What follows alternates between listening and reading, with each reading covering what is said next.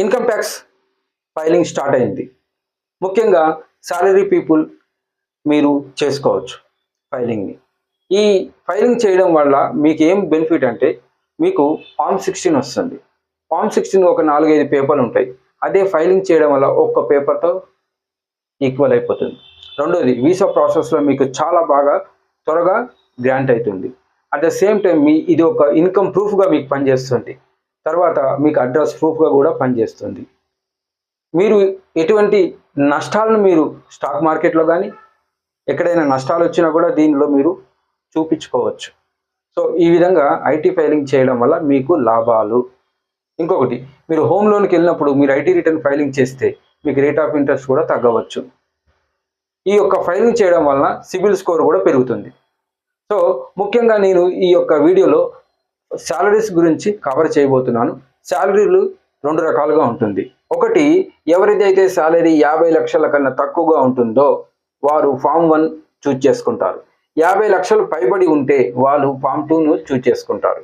ఈ యొక్క వీడియోలో నేను ఏం చేయబోతున్నానంటే ఇన్కమ్ ఫ్రమ్ శాలరీని ఎలా ఫైలింగ్ చేయాలి, ఇన్కమ్ ఫ్రమ్ శాలరీతో పాటు హోమ్ లోన్ కానీ మీ దగ్గర ఉంటే వారు ఏ విధంగా ఫైల్ చేయాలి, ఇన్కమ్ ఫ్రమ్ శాలరీతో పాటు మీకు రెంటల్ ఇన్కమ్ కూడా వస్తే వాళ్ళు ఏ విధంగా ఫైల్ చేయాలి, income from salary with bank interest మీకు వస్తే వారు ఏ విధంగా ఫైల్ చేయాలి, income from salary with agriculture income 5,000 కన్నా తక్కువ ఉంటే వారు ఏ విధంగా ఫైలింగ్ చేయాలనేది దానిని నేను ఇప్పుడు మీకు ఈ యొక్క వీడియోలో మీకు చూపించబోతున్నాను. అట్ ద సేమ్ టైం మీరు గమనించవలసిన విషయం ఏమిటంటే ఫామ్ 10IEA అనేది కొత్తగా లాస్ట్ ఇయరే గవర్నమెంట్ ఇంట్రడ్యూస్ చేసింది. అంటే ఇది ఏమీ కాదు, old resume and new resume. ఇంతకు ముందు కానీ మీరు ట్యాక్స్ని ఓల్డ్ రెజ్యూమ్లో కానీ తీసుకొని ఉంటే ఈ సంవత్సరం కూడా మీరు దానిని కంటిన్యూ చేయవచ్చు. దీన్ని తీసుకోవడం వల్ల లాభం ఏమిటంటే డిడక్షన్స్ ఏవైతే ఉన్నాయో 80C నుండి 80U వరకు అవన్నీ మీరు పొందవచ్చు. ఇక్కడ మీరు చేయవలసింది ఏంటంటే ఐటీఆర్లో ఫైలింగ్ సెక్షన్లో అక్కడ మీకు ఎస్ అని ఉంటుంది. దాన్ని మీరు కానీ టిక్ పెడితే మీకు ఓల్డ్ రెజ్యూమ్ కంటిన్యూ అవుతుంది. ఒకవేళ మీరు నో అని ఆప్ట్ చేస్తే న్యూ రెజ్యూమ్కు ఆటోమేటిక్గా వెళ్ళిపోతుంది. మనం ఫైలింగ్ చేసేటప్పుడు డాక్యుమెంట్స్ అనేది ఇవి మీ దగ్గర కంపల్సరీగా మీ దగ్గర ఉండాలి. ఒకటి, ఫామ్ 16 మీ దగ్గర ఉందా లేదా చూసుకోండి. దాంతోపాటు ఫామ్ 16A అని కూడా మనకు ఇది ఫామ్ 26Aస్లో మనకు కనబడుతున్నాయి. ఈ రెండు ఏవైతే ఉన్నాయో దీంట్లో మనకు కనబడుతుంది ఫామ్ 26Aస్లో.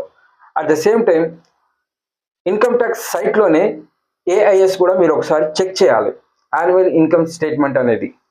దాని తర్వాత మీ దగ్గర మీకు 8,000 రూపాయలు కానీ మీరు రెంట్ పర్ మంత్ కడుతూ ఉంటే కంపల్సరిగా ఈసారి HRA రిసిప్ట్ కూడా, అంటే హౌస్ రెంటల్ రిసిప్ట్ అడిగే ఛాన్సెస్ ఉంది. అది మీ దగ్గర పెట్టుకోండి. తర్వాత ఫైలింగ్ చేసేటప్పుడు మీ యొక్క బ్యాంక్ స్టేట్మెంట్ ఏదైతే ఉందో అది కూడా మీ దగ్గర ఉంచుకోండి. అట్ ద సేమ్ టైం మీ దగ్గర ఏమేమి బ్యాంక్ అకౌంట్లు ఉన్నాయో, ఉదాహరణకు మీ దగ్గర ఒక 5 బ్యాంక్ అకౌంట్లు ఉంటే ఆ 5 బ్యాంక్ అకౌంట్ నెంబర్తో పాటు IFSC కోడ్ కూడా మీరు మెన్షన్ చేయండి. మీ దగ్గర హోమ్ లోన్ ఉంటే హోమ్ లోన్ స్టేట్మెంట్ తీసుకోండి. దాంట్లో మనకు ప్రిన్సిపల్ తర్వాత ఇంట్రెస్ట్ ఉంటుంది. మనం ప్రిన్సిపల్ 80Cలో కవర్ అవుతుంది, ఇంట్రెస్ట్ అనేది సెక్షన్ 24 సబ్సెక్షన్ Bలో కవర్ అవుతుంది. అది మీరు తెలుసుకోవాలి. తర్వాత మీ దగ్గర ఇన్వెస్ట్మెంట్ రిసిప్ట్స్ అంటే LIC పాలసీలు కానీ, మీ పిల్లల స్కూల్కి సంబంధించిన రిసిప్ట్స్ కానీ, మెడికల్కి సంబంధించిన రిసిప్ట్స్ కానీ మీ దగ్గర ఉండాలి. పోయినసారి చాలామంది నోటీసులు వచ్చాయి ఈ సెక్షన్ వల్లే. 80DB అంటే మెడికల్ ఎక్స్పెన్సెస్. వాళ్ళు హాస్పిటల్కి వెళ్ళకుండా కూడా ఇది ఫైల్ చేశారు. 1 లక్ష వరకు క్లెయిమ్ చేశారు. అందుకే నోటీసులు కూడా వచ్చాయి. ఇది చాలా జాగ్రత్తగా ఉండాలి. అట్ ద సేమ్ టైం మీకు NPS కూడా ఉంది, నేషనల్ పెన్షన్ స్కీమ్కి మీరు కడితే అది ఒక 50,000 వరకు కూడా ఎగ్జామ్షన్ ఉంది. అది కూడా రిసిప్ట్లో ఉండాలి. తర్వాత మీరు ఎవరికైనా డొనేషన్ చేసి ఉంటే అండర్ సెక్షన్ 80G కింద ఆ డొనేషన్ సంబంధించింది స్టేటా లేక సెంట్రల్, అది కూడా బాగా మీరు గమనించండి. స్టేట్ అయితే మనకు 50%, సెంట్రల్ అయితే 100% ఎగ్జామ్షన్ వస్తుంది. మీ TDS తొందరగా రావాలి అనుకుంటే సెల్ నెంబర్ కరెక్ట్గా ఉండాలి, మెయిల్ ఐడి కరెక్ట్గా ఉండాలి, బ్యాంక్ అకౌంట్, తర్వాత ఐఎఫ్ఎస్సి కోడ్, అది డోర్మెంట్ బ్యాంక్ అకౌంట్ అయి ఉండకూడదు, అంటే ఆ వాడని అకౌంట్ అయి ఉండకూడదు, యాక్టివ్లో ఉండాలి. అలాంటి అకౌంట్ ఐఎఫ్ఎస్సి కోడ్ కరెక్ట్గా ఉండాలి. మీ పాన్ కార్డులో, ఆధార్ కార్డులో, బ్యాంక్ అకౌంట్లో పేరు ఒకేలాగా ఉండాలి. ఫర్ ఎగ్జాంపుల్ ఇక్కడ మామిడి శంకర్ ఉంది కదా, కొంతమంది మామిడి SHANKAR కూడా రాస్తారు. ఇలా ఉండకూడదు. ఇలా ఉన్నా కూడా ఒక్కొక్కసారి TDS రావడానికి డిలే అవుతుంది. కాబట్టి జాగ్రత్తగా మీరు చూసుకొని సరి చేసుకొని ఫైలింగ్ చేయాలి. ఇప్పుడు ఫైలింగ్ ఎలా చేయాలో మనం చూడబోతున్నాం. మనకు ఫామ్ 26ASలో శాలరీ పర్ యానం ఇతనికి 8,90,000 చూపిస్తుంది. దీనికి గాను ఆ సంవత్సరానికి TDS వాళ్ళకి HR కంపెనీ వారు 89,000 కట్ చేశారు. చాలామంది ఎంప్లాయీస్కి ఈ విషయం తెలియదు. ఇలా కట్ చేసిన TDS వాళ్ళు రిఫండ్ చేసుకోవచ్చు లీగలీ, చట్టబద్ధంగా. అది తెలుసుకోవాలి. ల్యాక్ ఆఫ్ నాలెడ్జ్ ఉండడం వల్ల కొంతమంది అప్లై చేయలేకపోతున్నారు, చేసుకోవట్లేదు భయపడి. సో ఇప్పుడు చూడండి, ఇది ఎంతవరకు రావచ్చో చెప్తాను చూడండి. ప్రతి ఒక్క వ్యక్తికి ATC కింద పిల్లల చదువుల కోసమని LIC పాలసీలు అని చెప్పి, తర్వాత హోమ్ లోన్ తీసుకుంటే అవన్నీ కలిపి 1,50,000 వరకు ఉంటుంది. మెడికల్ ఖర్చులు 5,000 ఉంటుంది. ఇంట్లో ఎవరైనా పెద్దవారికి పాలసీ తీసుకున్నా, తనకు తీసుకున్న 20,000 వరకు ఉంటుంది. తర్వాత హాస్పిటలైజేషన్ అయితే ఖర్చులకు ఆ యొక్క రిసిప్ట్స్ మన దగ్గర ఉంటే 1,00,000 వరకు మనము లీగల్గా తెచ్చుకోవచ్చు. హోమ్ లోన్ ఉంది కాబట్టి ప్రిన్సిపల్ మీద 2 లక్షలు, తర్వాత ఇవన్నీ కూడితే 4,75,000 వరకు ఎగ్జామ్షన్ వచ్చింది. దీనికి స్టాండర్డ్ డిడక్షన్ అని చెప్పేసి ఇంకొక 50,000. సో 5,20,000. ఇంకొక ప్రొఫెషనల్ ట్యాక్స్ అని చెప్పి ఒక 2,000.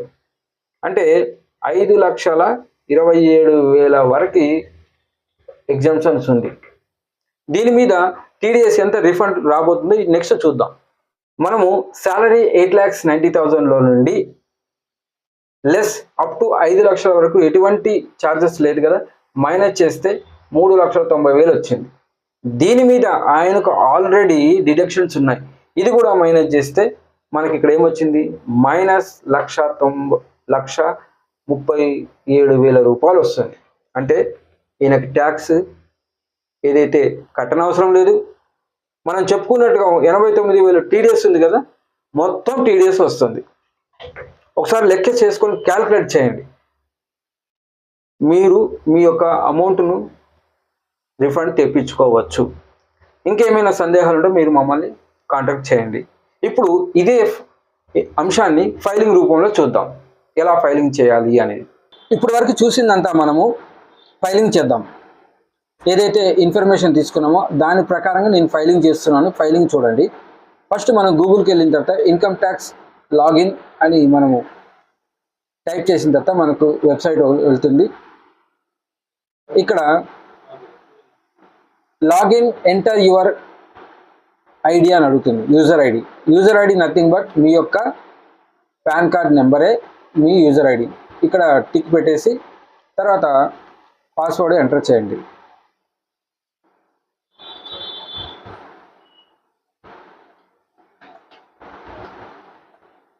నేను పాస్వర్డ్ ఎంటర్ చేసి కంటిన్యూకి వెళ్ళాను.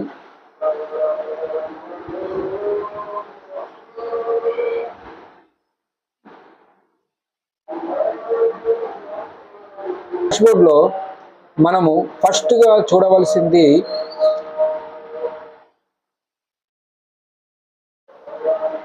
ఇన్కమ్ ట్యాక్స్ ఫైలింగ్కి వెళ్ళండి. ఇక్కడికి వెళ్ళిన తర్వాత సెలెక్ట్ 2025 ఆన్లైన్ కంటిన్యూ. ఆల్రెడీ నేను ఇది మొత్తం డేటా నేను ఫిల్ చేసి పెట్టాను, మీకు ఒకసారి మళ్ళీ చూపిస్తాను చూడండి. So start button, start new filing అంటే వస్తుంది.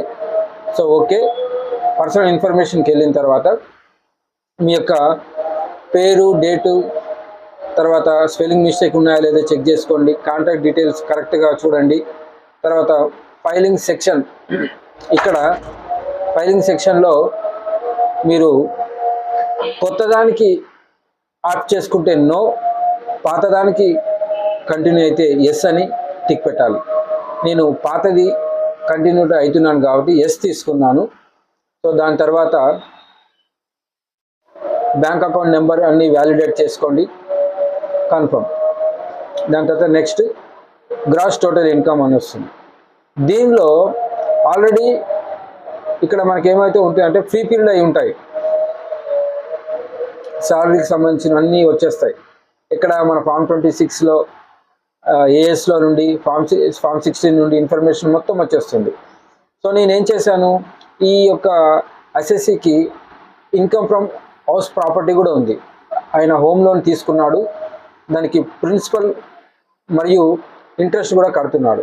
సో దానివల్ల నేను ఇక్కడ ఎంటర్ చేశాను.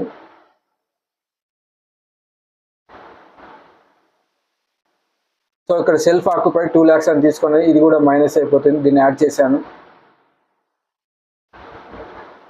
దాని తర్వాత ఇంకా ఇన్కమ్ ఫ్రమ్ అదర్స్ ఏమైనా ఉంటే యాడ్ చేయండి. తర్వాత అంతా అయిపోయి ఎగ్జామ్షన్ చెప్పాను కదా, అగ్రికల్చర్ ఇన్కమ్ ఉంటే అగ్రికల్చర్ ఇన్కమ్ కూడా యాడ్ చేయండి.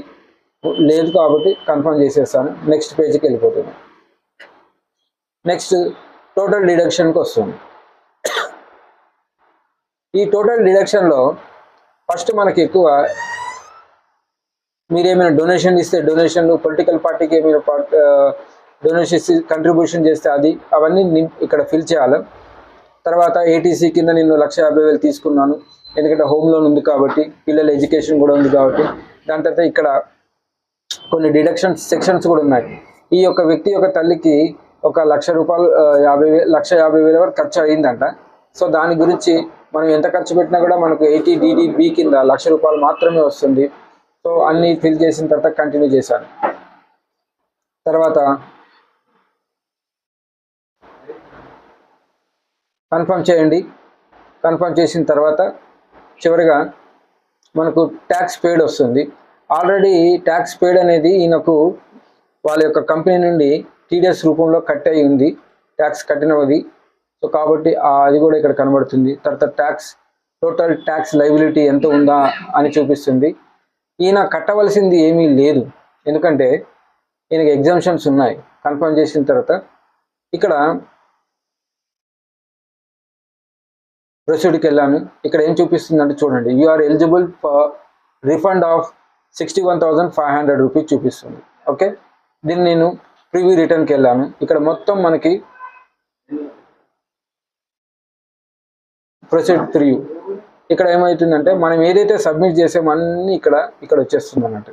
ఈ దాంట్లో నువ్వు ఏదైతే సబ్మిట్ చేసావో ఈ విధంగా మనం సబ్మిట్ చేస్తే, so next proceed to validation ఇది వచ్చిందంటే వ్యాలిడేషన్ సక్సెస్ఫుల్లీ.